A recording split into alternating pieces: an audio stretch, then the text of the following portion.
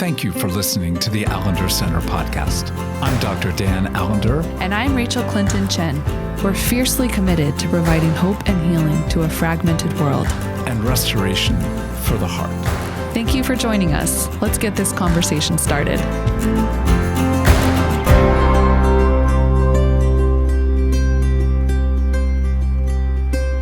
In these days of what feels like endless ache and wave after wave of trauma and demand for resilience, we feel like it's so timely to spend some time revisiting a podcast series we did about qualities of a well-lived story. And in many ways, we need examples. We need to see other stories that we can look to and understand how they've shaped the people who are living them. And so that's part of what we're doing in this series, is talking with, as Dan said, our spouses and other friends and colleagues that we have looked to say, this is someone who is living well.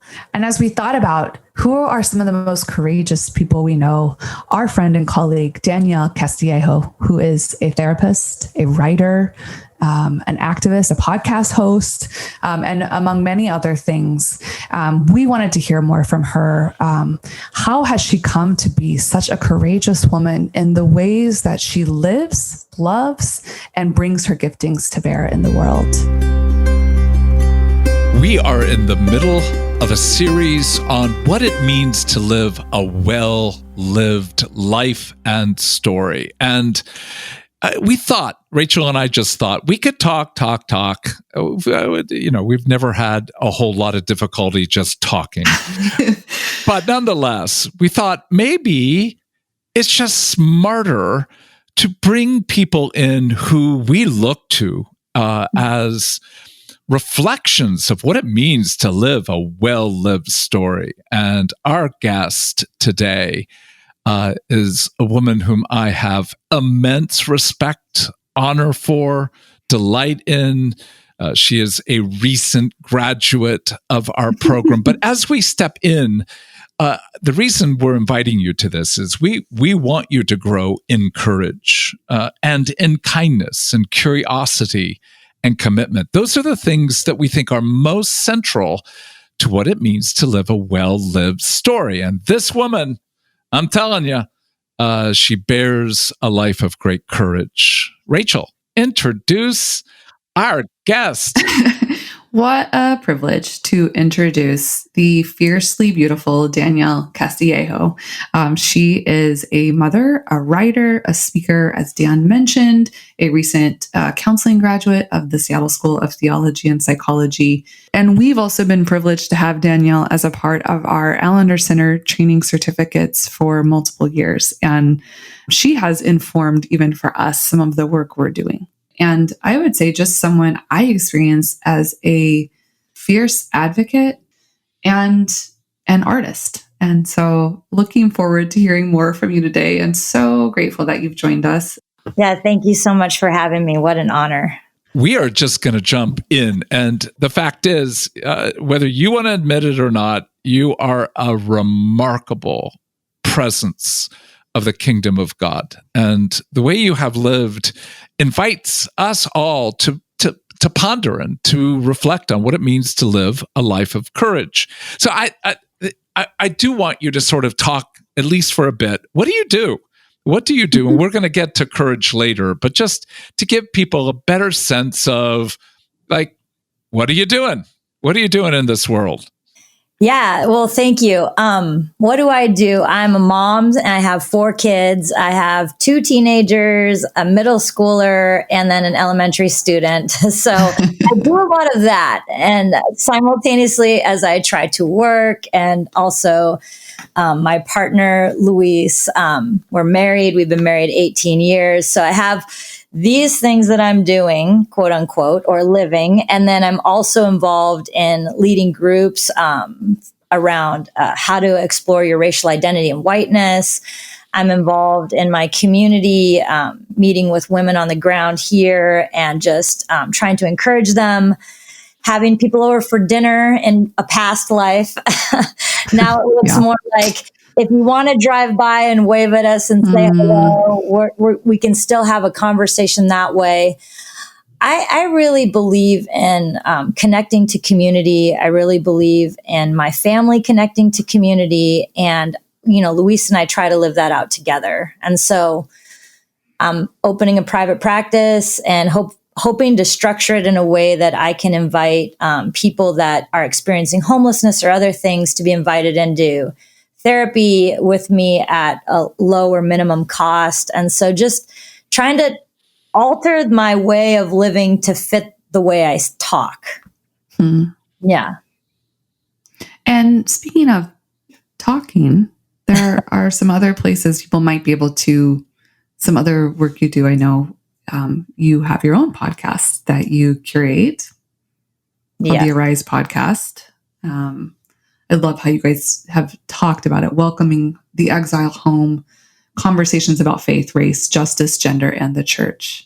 Yeah, Maggie and I were like, I co-hosted with my friend Maggie Hemphill, and we were like, maybe we need to narrow it down. But when we tried to cut something out, it was really hard. I mean, there's a lot of trauma in our own like community right here in our space in Washington and just out in the world. And a lot of times I think as a believer and a faith follower, believing in Jesus, I've found myself on the outside looking in and not having a place to belong and not having a place to have these conversations. And so one day I just said, hey, let's do a podcast. Let's have a space where we can talk about it, and let's invite friends and people in that can speak to these issues better than we can on our own. So yeah, just kind of trying to create more spaces for belonging. Well, let me ask a difficult thing of you, and that is, we think you're a courageous woman, and I have never met anybody who is courageous who thinks they're courageous. So let's just get that out of the way.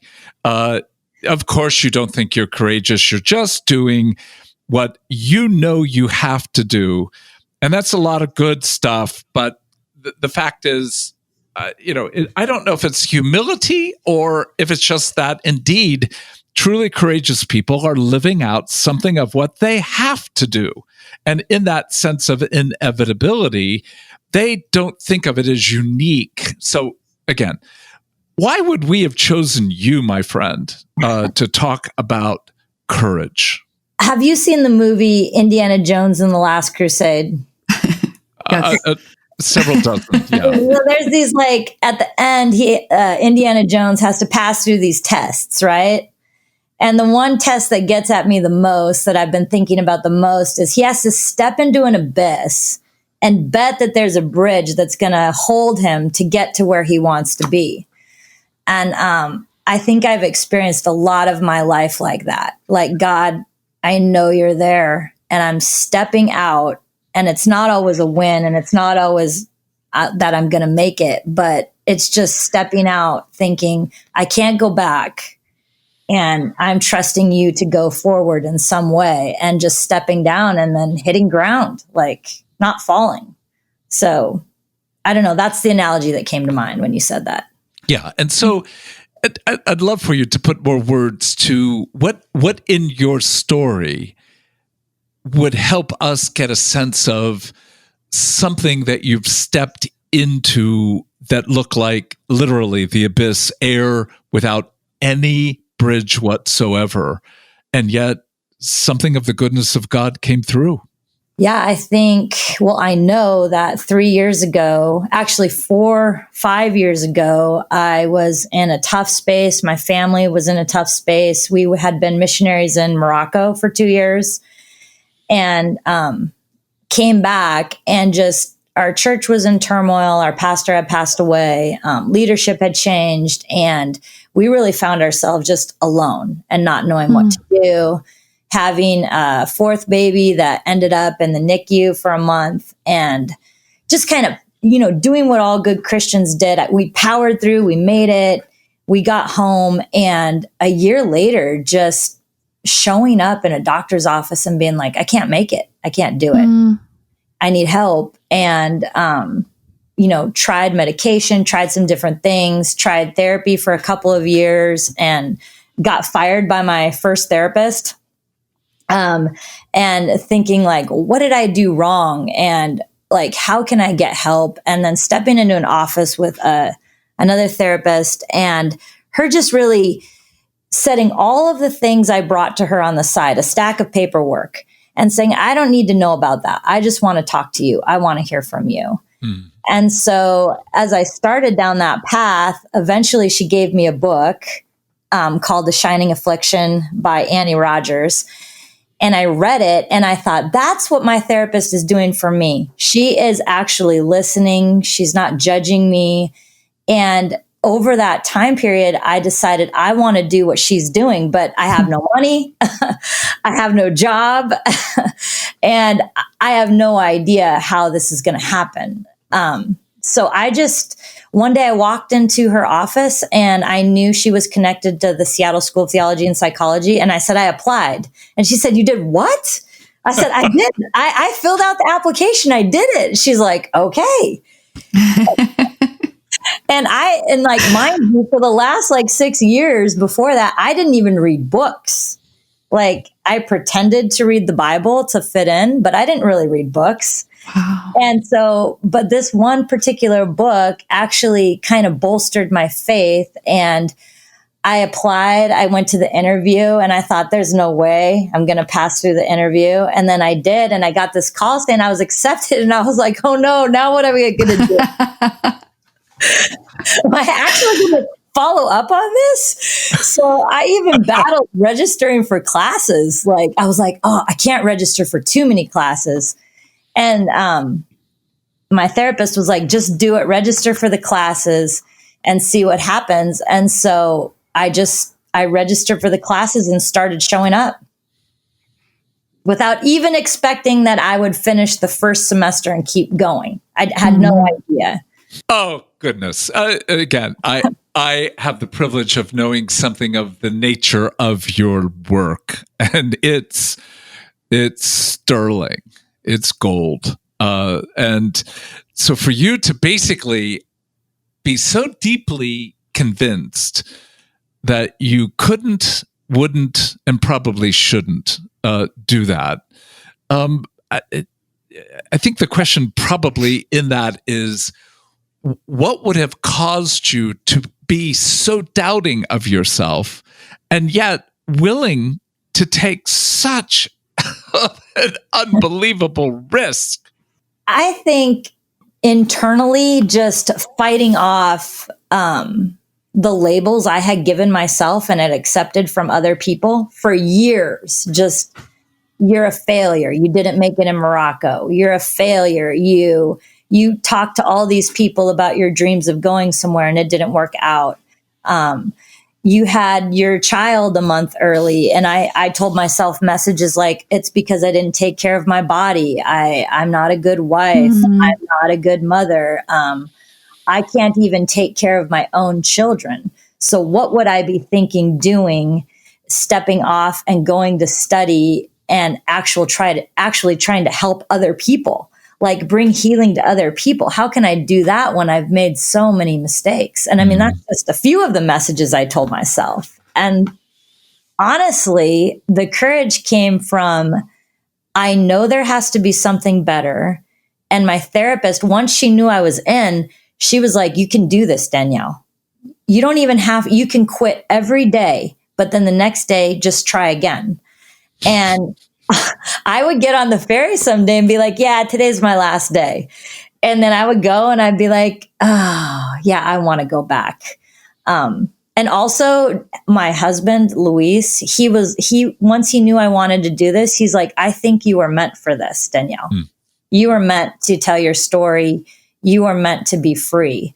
And we've had our struggles and our hard times, but something between us felt like we resonated with that, for not just for me, but it was something for our whole family. And I know that sounds really big, but it's also true. Mm-hmm. Maybe just a slight diversion, but what have you been put on this earth to say, to do, to create, and to disrupt? I think I'm just figuring that out in some ways. And I think it's probably in process and will continue to shift. I really believe that there is hope after experiencing so much destruction and so much devastation.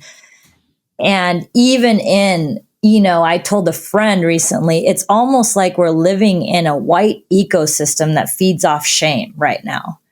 I feel, in a sense, called to say, like, we don't have to live in that ecosystem. We don't have to. We don't have to survive on that kind of shame that's tearing us apart.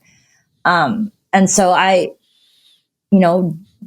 called to bring healing to those spaces and also disrupt some of this ecosystem that's just like the air we breathe, like some of the different writers talk about. So I think those are some of the things. And how did you get there? I mean, what's in your story to wrestle with hope and to, in one sense, offer really, truly a different ecosystem? I think what's in my story, it's experiencing a sense of deep hopelessness. From the way I grew up to the way I experienced racism in my family growing up, to the way I experienced not having language for that, finding myself literally silenced for years to the abuse and trauma that I went through as a child, and not having anyone that could acknowledge or believe me or name any of those things. And so having such just a profound despair, and almost like walking through it even as a kid and thinking, I think there's something else. There's got to be something else. And not even really knowing what it was. Like growing up in a faith tradition and thinking maybe it's Jesus, maybe it's not, but I do feel that Jesus loves me. And so I think, even as a child experiencing that, and even there's a sense of like, Latinos, there's a lot of just like hopelessness, and like a sense of giving up. But at the same time, it's a sense of trying again. So these two things seem to happen a lot in our culture. And even in between Luis and I, like just a sense of giving up and then a sense of, okay, we're still going, like not like picking yourself up by your bootstraps, but more like, let's try again. With a labor of exhaustion as a Latino and the doors that have been closed. And so the intersection of racism and abuse obviously touches you deeply. And that opens the door to a lot of heartache, and certainly a lot of people standing and looking in on your life saying, why would you want to do that? How do you engage those within your culture, outside of your culture, looking in, basically saying, you are an extraordinarily bright, capable, competent woman. You could be running that small little firm on the other side of the water called Amazon. Why do you want to do this? Work with homeless folks, work with racism, abuse. How come? I think I would say, why wouldn't you want to join me? I think I would say, don't you want to join me? Don't you want to be on my team? And if you don't, let's talk about it. I mean, we're so committed to comfort. It's become a value. And I've lived most of my life feeling uncomfortable, and not that that's a virtue, but I also think it's okay to be uncomfortable. And so I would like to say to that person, come over to my house. Let's have some dinner. Let's talk about it.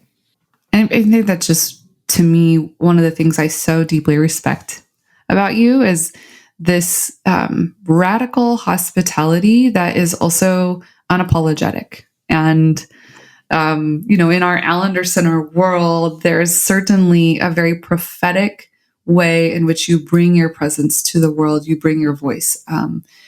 I'm constantly learning from you and how you bring your voice to craft language that makes meaning and gives voice, not to the voiceless. I'm not going to use that patronizing language, but helps people to understand and find expression for what they might be experiencing or feeling, and is telling stories that people actually have to actively, if you cannot see the impact of racism in our world today with what's playing out with COVID-19 and the communities that are most deeply bearing the impact of it, what is being authorized from the highest office in our nation, then you have to actively look away. There's a sense of not just, I'm blind to this, I don't see this. There's an active looking away. And I feel as though you speak with an unapologetic truth telling.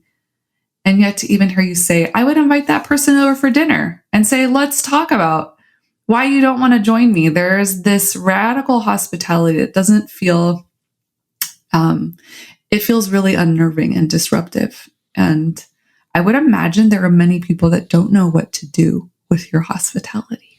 It's true. In this time, Luis and I actually had some women stop by our house. I don't know, it's maybe been a month ago. Women of color asked if they could stop by. And so we said yes. And Luis put the grill out in front of our house. And then we said, hey, just bring lawn chairs or whatever. And as we sat there with them, I realized this is not going to be a short conversation. This is going to be a conversation about what's happening in Kitsap County, in my county. And as that happened, Luis made a carrot cake. We made corn. We made steak. And then, 5 hours later, and wrapped up and said goodbye and just felt, and one of the women at the end said, why did you make a big meal? Why did you make a big meal? And I said, well, I didn't know for sure if you were coming by. So that's why you saw me cooking when you first stopped by, because I didn't want to start if you weren't coming. And I said, but once you were here, I knew that we weren't here just to chat about the weather. We were here to chat about racism and what's going on in our county and what are we going to do about it? And I thought, well, if we're going to talk about that, we need really good food. We need homemade food, because they were like, you could have got a pizza. And Luis and I were like, a pizza? Just like, no. We were feeling that, like, if people want to engage, there's just something about sitting together and eating. And I'm a little off track from your question, but just noticing that there's something about having something nourishing for your body and something going on and just feeling cared for in that way, like someone cooking for you. It just felt important. And, like you said, I write a lot, I read a lot, and I don't want my life to just be words on a paper.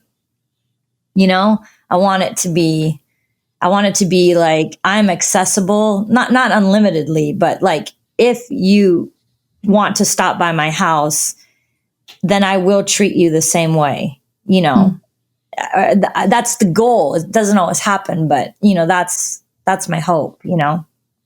Well, we're straying quickly into curiosity, aren't we? Because I don't think you can. I mean, I cannot even imagine for a millisecond taking 5 hours. I mean, that violates every core ethic of my being. So right there is a level of courage. But with curiosity, I can be captured into days of conversation. And clearly that intersection of you are hosting and you're giving a taste of the coming kingdom. So in part, what I would say is you're a woman who really believes in the coming kingdom, which is a banquet, which is good food, good drink, good stories, good music, the life of the party. So you create parties in order to deal with some of the harshest and heartbreaking realities of living in a fallen world. So I think that's in part what I would say has always been stunning. You create goodness, but you enter into very, very heartbreaking portions of evil and do so in a way that actually feels like this is how normal people live. But you also know that's not normal. I guess. I mean, it feels like again, it's like, why wouldn't we spend? I don't think that's so Mexican. That is so Mexican. Like, there's no way you could come by. If you wanted to sleep early, you could, but we would not push you out the door, you know? If there was more to say, there was more to say. So in this case, there was 5 hours to say. And my guess is only a beginning. Truly, when you offer that kind of hospitality, the heart begins to realize there are reams of words, volumes of words yet to be spoken. And to create that invitation is in many ways to create the anticipation that there will be more moments like that with those women and with many others. So if I can just sort of get you to talk about what's the cost for you, your family, stepping into that kind of a life, and also what's the joy? I mean, in some ways you've already spoken it, but just to capture, what's the cost? What's the joy for you? Yeah, I think I want to say that not only did I know that we were blessing them, but because often in our community, when we have invited people, not everybody, but there's been a lot of cases when we've said, hey, come over for dinner to folks of dominant culture. And they would always not come. Sometimes they invite us there, but they don't come. I think there was such a joy for Luis and I to have them accept our gift. Mm-hmm. To know that they wanted a gift in a sense, and to be able to offer it and to have them delight and enjoy it. And it felt like a moment where, they weren't Latinos like us, but there felt like this profound connection, like we're in this together. Like, not only did you need care and you came to our house, but actually being able to offer our care and have you accept it was so different that even when they left, Luis and I talked for a long time about how good it felt to be able to offer goodness from our culture and have it accepted. So that's just a side note. But on the cost, I mean, people hate you. Mm-hmm. People hate you, or, they want to work out their struggle. They want to text you. They want to call you randomly and talk to you. They want your input, but they don't want your input. Some people want to quote unquote pick your brain. And you're like, that's actually not for sale anymore. Right. There's all kinds of demand. So there's like a demand. I think because I'm biracial, I connect to a lot of white folks and then also connect to a lot of people of color.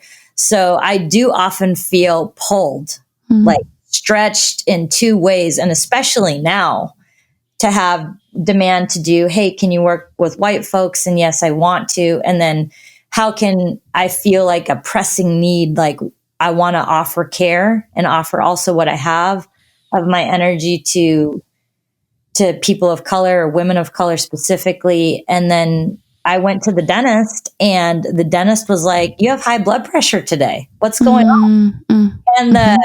And the hygienist said, let me guess. She said, it's race and COVID. Just like that. Wow. And I felt immediately relieved. And just to have that kind of awareness, like, okay, like, even though I'm involved in doing this, like, my body is actually processing this stress. And so to just take some purposeful time to like care for myself and take a break. But I mean, that's part of the cost, just from family to high blood pressure to, headaches, It's there, and there's a way to escape it. There's a way to, in one sense, buffer the realities of what we're being invited to engage, and the joy. There's so much joy. The opportunity to sit with these women, Luis and I will remember that for a long time, because not only did they delight in Luis and I, but my kids were running around. And because, they're from a more collective culture, this was not a sense of, I have to keep my kids quiet. I have to manage this for you. This was like so much joy for them to just see my kids. So it's like that experience has brought me so much joy and informed the reason I'm doing this. And given me so much hope. Honestly, the group my colleague and I are doing on for white folks on race, I feel it's hard, but afterwards we both feel so much hope for the world. We're like, if people can get together and sit down and have these conversations and process shame and do these things, there is so much hope. So that's where the joy comes from. I'm so grateful for you. And let me again say, the Arise podcast is where people can come and hear you regularly.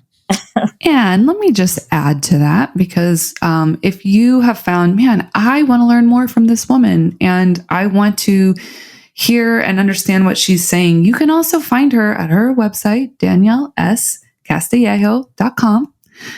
You can become a member of the work she's doing. You can support her in the work she's doing. If there was ever a season, it's always the season, but if there was ever a season to take intentional movement to support the women of color in our world who are doing justice work, who are leaning into the gospel with courage and curiosity and ferocity, now is the time. So you can also find access to the Arise podcast there. And it's just one of the things I love about you, Danielle, in just thinking about your curiosity and your courage is you are a learner and you have a posture of humility and learning. And we have just been so privileged to know you and to witness some of your work in the world, and hope that there are many more opportunities for partnership in the season ahead.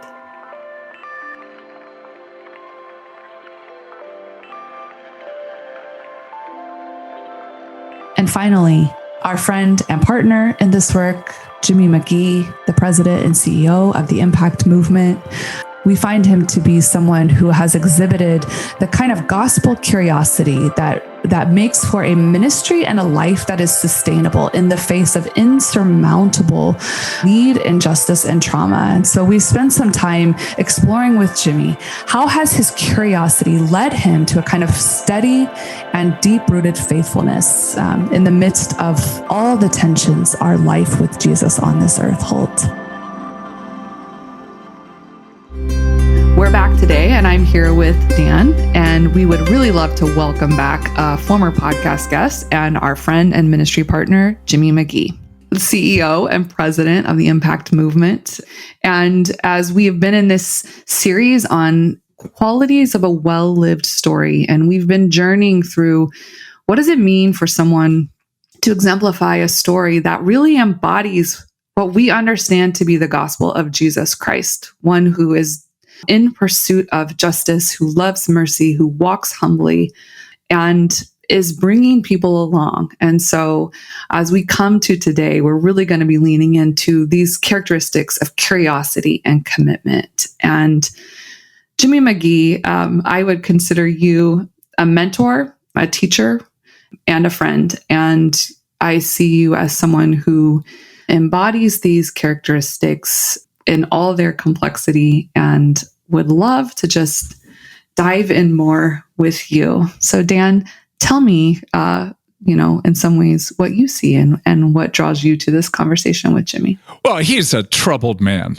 I mean, let's just say, you can't trust any human being who's not deeply troubled. But on the other hand, whose heart is really pure I mean, whose heart really longs for goodness, individually, corporately, culturally, longs to see redemption. And when you see those two things, a broken human being who's got a holy heart that grows other people to become what they're meant to be in the context of following Jesus. So we've had some wild days with this gentleman, opening the door really, truly to a far deeper understanding of racial trauma, of the reality of not just social inequality, but a diabolic commitment to doing harm to people of color. So this has been a life-changing presence in each of our lives, but I'll just say my life. So it's such an honor, Jimmy, to invite you to begin to address the question of how did you become who you are? And I know that's a loaded question, but when we begin to ask of you, how did you become so deeply curious? So, undoubtedly, I'm going to mention a couple of books. So I'm just going to just say that out there. Get your pens out, people. Get your pens out. But I will say this, that I would say I'm moving from fragmentation to wholeness, that I was a very fragmented individual when I was coming out of college. I did not have very strong connection between who I was as a person. I saw streams of who I was when I was younger. Of course, one of them was an athlete. I love to run and play basketball. I'm not so much of an athlete that I bike and I walk. So that was a part of my life. I think the central part of my identity was, I continue to think about it in three different spaces. It was being Black in the United States, being urban, because Atlanta is the smallest city I've ever lived in. And so I've always lived in these spaces. And then also being Christian. And quite frankly, they were siloed with very little connection between the three of them. And it caused a lot of discouragement within me, because when one aspect of my humanity was challenged or violated, I could not find other parts to come to his rescue. So with me as a Black person, even in Christian spaces, was violated, I didn't see that Christian aspect build a bridge to come to my rescue. And so I wanted to grow, and I was fearful of just following wind. So right at a very young age, I decided before I go any further, I needed to write my own statement of faith. And so I wrote my own statement of faith, and I kept down, these are the basics. I'm not going to go way in deep. Now, it was kind of long, but it was malleable. And there were certain key things that I wanted to do. And then I made decisions about where I was served, not based on the capacity of the organization, but the capacity of the organization to help me to discover who I was. So it wasn't about doing something. It was about me eventually becoming someone, becoming who God created me to be. And, I'm reading this book now. It's Robert Benson's first book. I'm a big fan of his, but I'm glad I waited now. It's called Between the Dreaming and Coming True. Mm-hmm. And he talks about that when we introduce ourselves with people, we always talk about, what we do, and that we've got something wrong there, because what we do is not always the case of who we are. And for me, what I am doing is a part of who I am. So I am dealing with issues of making whole people. And so what happened to me over these past 25, 30 years was this idea of realizing that I didn't know everything there was in this faith. And so I kept seeking out mentors, whether it was in my organization or out at the time, who I felt like could help me grow in understanding. And they closed the gap of these three personalities until they finally became at peace in one body. And so that in my body, I am Black, I am urban, I am Christian, and I am whole, but I'm becoming more whole every day. And that's what happened to me. And if I could just take a brief moment, a significant part of this happened in the early 90s. I was working for InterVarsity at the time, and there was a very popular book called More Than Equals by Spencer Perkins and Chris Rice that came out. Mm-hmm. And the head of our campus ministry nationally sent me the book and said, hey, I want you to read this book. What do you think about it? So I got the book, I opened it up, I threw it on the bed, and I went about my life. And my wife came back to me and said, Jimmy, you ought to read this book. I just read it. I think you'll find it curious. And when I began to see, it was, to me, a roadmap to how evangelicals were pursuing the issue of race. And I was troubled by the book. These guys are 6 hours from my home. So I decided that I was going to engage them. I wasn't just going to just read the book. I was going to take my urban project and engage them in this dialogue. And we began to go back and forth about this because I felt like some of their conclusion was wrong. And I was still unsettled in evangelicalism of how they were addressing the issue of race because they were doing it anachronistically. They weren't aware of what God was doing historically through believers who adamantly loved Jesus, but would never call themselves evangelical.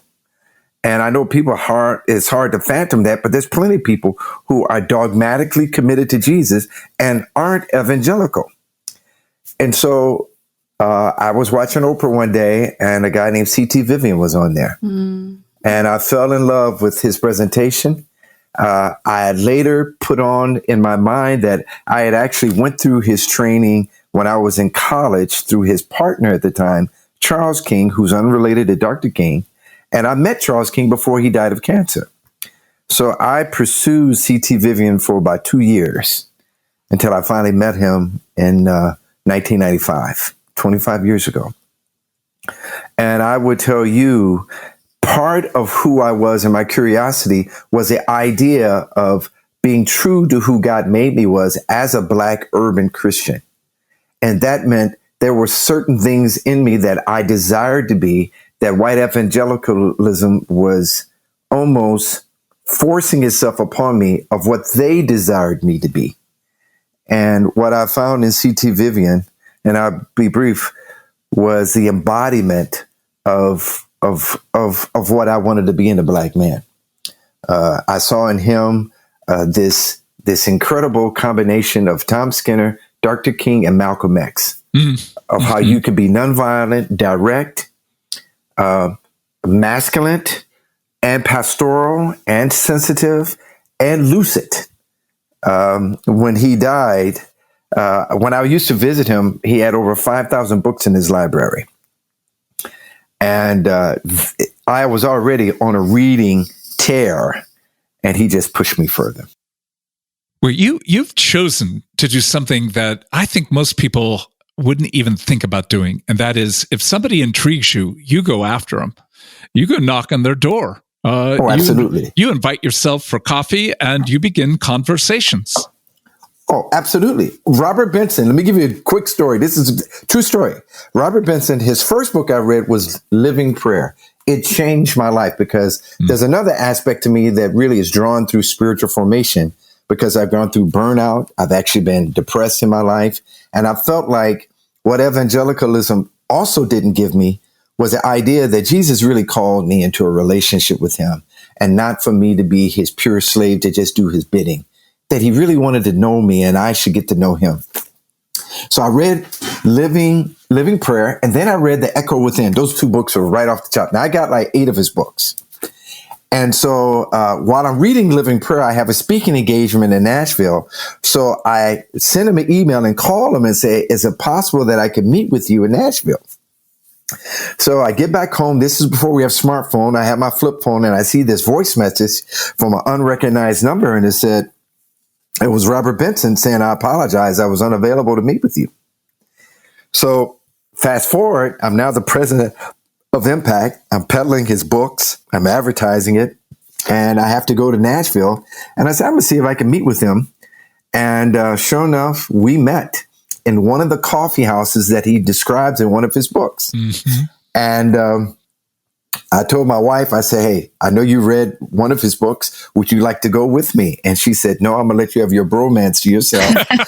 And I drove over and we met in his coffee house for about 2 hours. He signed most of my favorite books by him. And then he rebuked me in the midst of just talking to me about his life. And so I've done that over and over again. You name people, John Stott, Eugene Peterson, Black people. I mean, I think of James Orange and people around Dr. King. All these people played a significant role in my life. Well, I'm so grateful that you are not a shy man and that you have, in many ways, followed the curiosity, but your own brokenness to desire something far more. And I don't know how to ask it better than, what do you understand with regard to your life that has brought you to this level of intrigue and curiosity? I hang out with academics and we do a lot of reading, but I've never known any human being who does more reading than you do. How did that come to be? You know, I would have to give blame to my mom and dad first. When I was in school, they recognized early on, and I think it was intuitive. I don't think it was really intentional, but they just knew there were some things I just was not getting in school. And so they bought me a book called Great Negroes Past and Present that I later on bought for my wife because she had never heard of it as a child. And she said, I would love to see that book. And so as an adult, I buy that book for her. And from that, when I finally went to college, and actually I got addicted in the arts of sciences college, it was a new drug of introducing me to concepts and ideas that I knew I didn't know. And so therefore I had to learn more. And I started reading in my courses. And then when I recommitted my life, I remember going to the Christian bookstore and said, I need to have my Christian faith be as strong as my academic life. And I didn't know where to start. I didn't have this plethora of people I could choose from. And I remember going in, articulating what I'm kind of pining for. And the person said, well, here's a good book you might consider. And it was by Fritz Rittenauer called How to Be a Christian Without Being Religious. And it was over the book of Romans. And that was the first book. And I read like 5 or 6 of his books after that. Mm-hmm. Well, before we go much further, I just wanted to loop back to something just to acknowledge. I'm just aware that C.T. Vivian, you mentioned it, but he passed away on July 17th. And it's one thing for those of us who know him as this icon of the civil rights movement, as a person who has lived just a profound life of integrity. It's also another thing to lose someone that you actually know and pursued and had relationship with. So I'm sorry for your loss, especially at such a time as this. Yeah, he's a general that we need now. He was 95. His birthday is next week. He would have been 96. And on his 95th birthday, I got my wife to make some ginger snap cookies, and I went by his home and gave it to him. And I can still remember getting it to his house. It was pouring down rain, and I came through the garage, and he's dressed, as always, in a suit. And we sit down, and at this time, his daughter and son-in-law are living in the house with him. And I gave him some cookies, so he saw the gifts. He begins to take the ribbon apart. And he started eating the cookies, and they were still almost warm from coming out of the oven.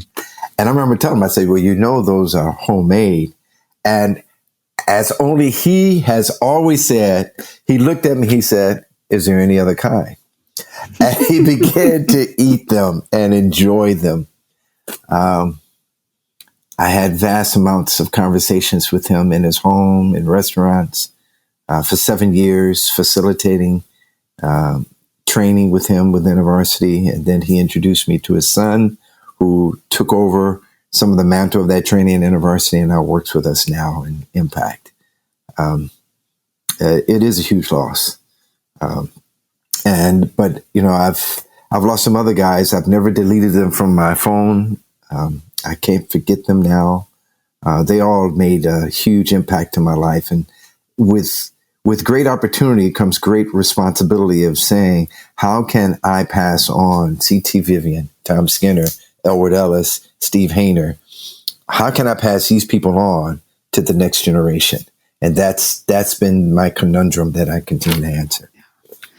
Which I think makes this connection to commitment, this connection between curiosity to commitment. And, one thing I so deeply respect, even about how you've shared how you came to be a curious man and this language around wholeness. And I think it's just important for our listeners to hear. So often, so many of our Christian concepts have been co-opted in ways that are actually detrimental. And when I think about the word integrity, when I think that's what I hear you saying, this sense of what does it mean to have the fragmented parts be integrated as we go and as a part of our healing and as a part of what it means to be faithful and to have the capacity to bear the responsibility of what we're given. And I think that's one of the things I just so deeply appreciate about you and would want to ponder more with you. I do experience you as someone who is deeply committed to passing on all of the gifts you've been given, like for the sake of life and the gospel of Jesus. And so I'm just curious, because I hear in you the question of like, I'm not always sure how to do that. What is it that compels you to keep trying, to keep imagining? Well, one thing is Mrs. Dorsey. She was my 4th and 8th grade teacher. And she used to say to me, there's no such thing as a bad question. So she always tells me I should entertain questions, no matter my opinion of the question or who is asking. And so what I've been taught, good leaders are not people who provide answers. Good leaders are those who provide questions. Because one of the things I've adopted being in your world from a friend who was on us before was Derek McNeil is about the opportunity for people to do their own work. And I really find that what C.T. Vivian did for me, he didn't just give me something. He gave me the wherewithal to do my own work. And everybody kept letting me know that I had work to do. And so this curiosity is to realize two things. And I think it's connecting to the Allender Center's notion about evil.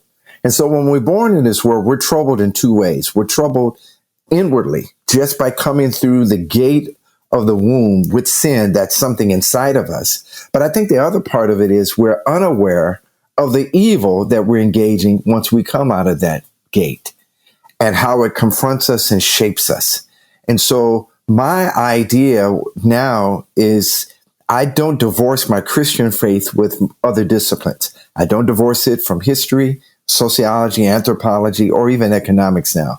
I actually tried to see the attachment because using the term intersectionality, if Jesus is really Lord, then he's Lord of everything. Yes. So therefore, I got to find out what's his opinion and how does he speak into everything, because that's the kind of world that I want to prepare my students to be. You know, we changed the mission statement of our organization of saying the very last phrase is that the Impact Movement desires to make disciples of Black students in every aspect of their life. So the very tension that I brought in my own life as a CEO is the very tension that I want to give to my students. I want to let them know I'm not giving them a pass, that they can just go to Sunday school and think they've done good going to church every week. I don't really care about that, to be really honest. What I do care about is their intersectionality of what their life looks like Monday through Saturday, because 2 hours of Sunday is not enough for me to get happy about. And I want them to go to church. And I want them to be a part of a Christian community, but I also want them to see the interwovenness of life and not compartmentalize that. And that's something that they miss. And so that's something that I am forever doing. And so if I'm really honest with you, I would love to have a conversation with Jimmy McGee at 28 years old versus a Jimmy McGee now who's 58. And I'm telling you, we would be some knockdown dragouts. So I saw a tweet the other day about a guy who said the summation of Jesus coming to this world was to die for sin and to save us from hell. Now, the 28-year-old Jesus said, spot on, right on. The 58-year-old guy would say, no, Jesus came into this world to die, yes, for sin and to not let us go to heaven, but that was not the end.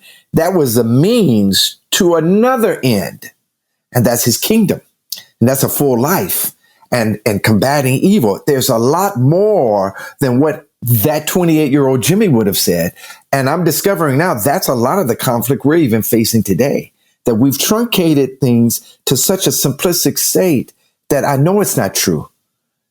I know it's not true experientially. I know it's not true when I read the scriptures. And I know it's not true because the ruin I see in people's lives. I want to hear what that 28-year-old is going to say back to you. I want to hear a conversation between those two, the 58, 28. Oh, the 28-year-old would say, dude, first of all, the only thing you should be concerned about is the scripture itself. That 28-year-old was a fragmented 28-year-old because no one connected the dots of how Jesus saving us from sin and not having us go to heaven was really connected to every aspect of his life. That 28-year-old could play basketball and concuss like a drunk sailor on the court because Jesus didn't play basketball. Jesus was in Bible studies. So why are you even introducing this notion that Jesus can hoop with you? And so he led a fragment life because those who were discipling him only gave the best of what they knew. And they didn't model that type of integration. And so that's what happened to me. Well, in the response then back to you, that 28-year-old may have been, as you describe him, somewhat bold, maybe even a touch arrogant, but nonetheless, he was open. He was seeking. He was actually knowing something about his world that was not whole. So what, if you can kind of look back and say, what are the transitions that helped you, in one sense, stay faithful in a calling, addressing not in the entirety, but a large portion of your world has been coming to grips with the reality of racial trauma. And you told me one of our first meetings, you said people who begin to address this often die. And there are a lot of white folk who start on this and begin to get a sense of the complexity, the heartache, and from my standpoint, the kind of spiritual warfare that's involved in engaging this. And I know from my own life how I have dabbled, stepped in, stepped back, but you've stepped in, you stay in, and it's more than just the inevitability of your own racial reality. There is an integrity to, in one sense, mix things up to create disruption. Is that a fair reading of you? Yeah, I think so. I think a phrase that I don't use as often now, but it's still true of me, is that I'm never afraid of process. So if I'm in process, that means I've got to go through the process. I can't rush it. I can't accelerate it. And quite frankly, to accelerate my process actually brings more damage to me. And so I need to go that. So one of the earlier things that I became aware of as a 28-year-old, I will say this, and I think this is true, that is still maintained in me. I could read and see people in scripture that God engaged at 15, 16, 17, 18-year-old individuals. And he had this dynamic peak that he was moving them towards, whether it was to be king, whether it's to be a prophet, it didn't matter. Whether it was going to be in Egypt like Joseph, didn't really matter. But the idea was God knew when he told them that's what he wanted to be, that they weren't ready even at that young age, and that there was a process to prepare them there, a process that would help them understand and become acquainted with humility, a process that would make them aware of integrity and also not fear darkness. See, and I think that's where people get out of it. They're afraid of darkness. And the interesting thing that I know Skinner taught me, and I think you brought up again recently that I understand, is that for whatever reason, we really think of the Christian life is actually avoiding darkness. Actually, the Christian life is really seeking darkness. It's moving to put light in dark spaces. Amen. And to right. engage that. And the 28-year-old knew that. And the 28-year-old, no matter, and I tell you, even though he would have engaged me 30 years later, the problem with the 28-year-old, he also knew he didn't believe everything he was saying at that point. He knew that there was some stuff he just didn't know.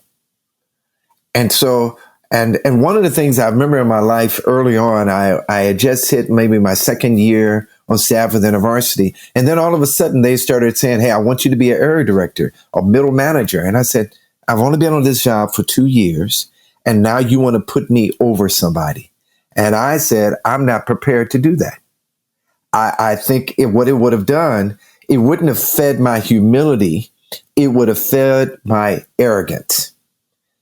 And I decided to withdraw that and to really push it. And most people don't realize that for 10 years, I was just a regular campus staff and a director of an urban program, but I had national influence because of my passion and my curiosity and my intolerance of darkness and wrong.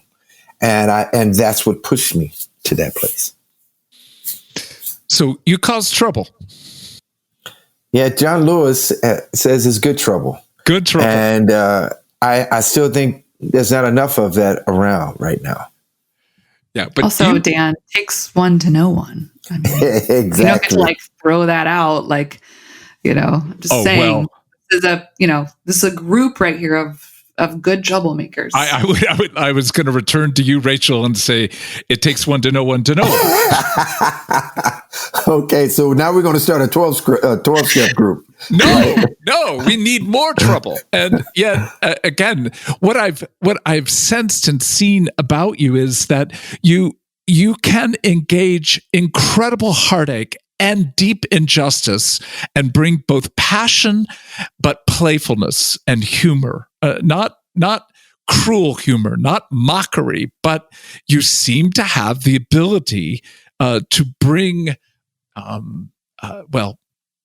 grief with those who have grief and laughter with those who have laughter. Again, has that been noted before? Yeah, it's been noted, but I don't think that's something that is indicative of me as an individual as much as the community I was born in. I think I've inherited a group of people who know what resilience and perseverance and grief and laughter, and they can hold all those things at the same time without dropping them. Mm-hmm. And I've been going out of my way to learn that from my elders and my griot. And, I think about my remaining years. I'm the CEO of this organization, not because I thought one day I was going to be such a person.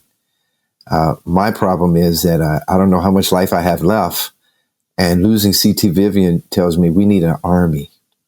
And I'm not, and I don't know if we're going to get as vast an army as what the United States have, but we need some Navy SEALs, some special forces. And that's why I actually live now. I live today because I realize my life is going to end, and I need some other people that I need to pour this stuff that I got into them, because we need replacements. We need people. In 2016, I had an interview with Brian Stevenson. He wouldn't let us record his presentation, but he did let us record an interview. And I remember sitting down with him, and I told him, I said, Brian, you shaved all the hair off your face and head, so everybody thinks that I'm older than you, but I know better. But I told him, I said, as much as you're doing a good work, you're going to die.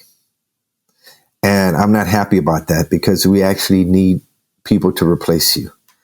And I said, the reason why you're at the Impact Movement is not because of what you do at EJI. It's not because of, you're a great orator and your ideas are exceptional. The idea is, and I'm hoping that some of our students will be stimulated to know that they need to replace you. Because once you die, we need more of you. And that's what I feel like is my greatest burden right now. And I just want to say, as one who comes in some ways behind both of you, to me, this is a huge part of what it means to live a well-lived story, to have an imagination, to know that the work will continue and must continue, and that it is that urgent.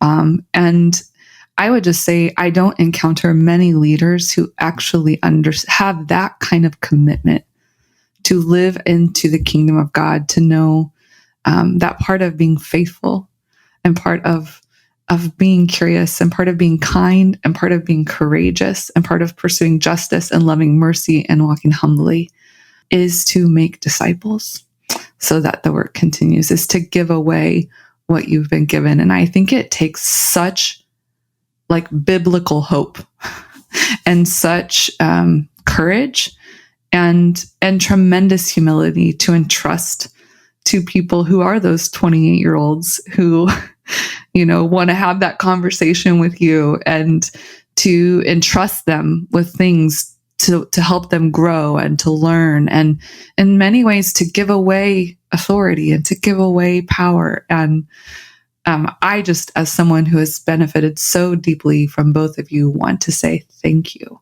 Thank you for being men in my life and in the life of many people that I can say, as Derek McNeil was telling our staff the other day, just reflecting on this language of well done, good and faithful servant. I hope you can receive those words today, even as we all know there's much to be done and much yet to be lived in these ways, that we seek to be people who reflect the story of God in our own complex, broken, and beautiful lives.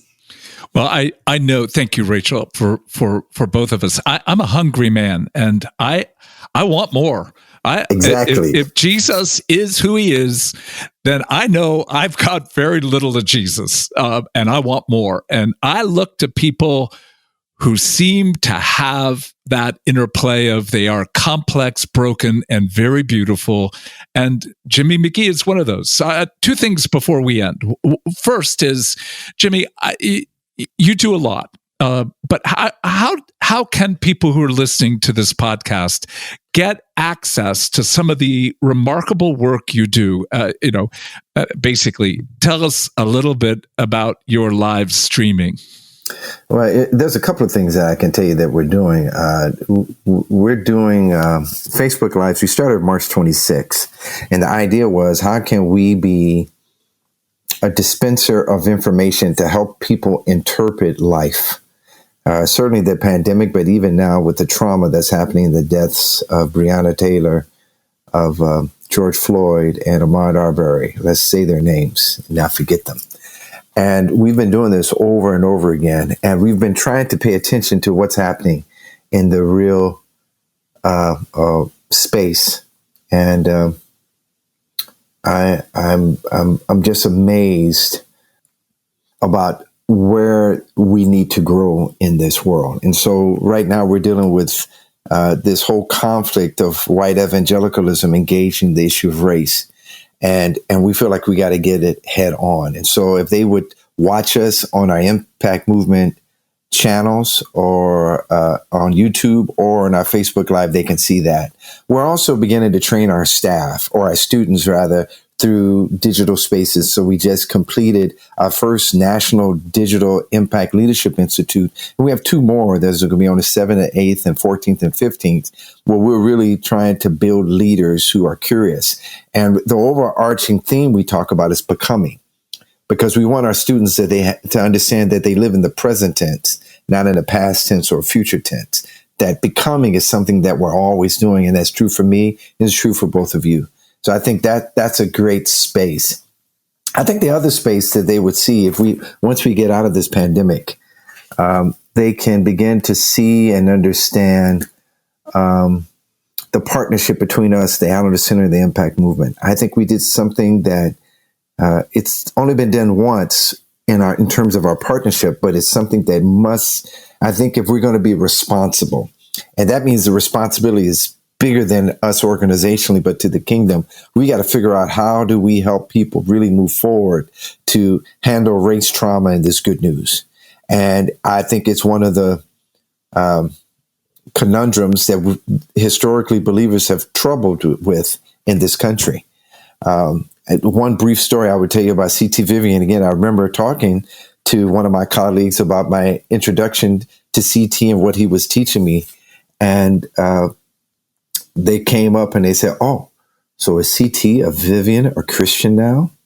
And because they were leveraging and using their white evangelical, very truncated idea, did he say a prayer? Did he say these words? And then, because it got to be the words that people understand and believe in to say that. And what they failed to realize is that man had a profound faith, and that his life was really showing us what it meant to be Christian versus in articulating a thesis.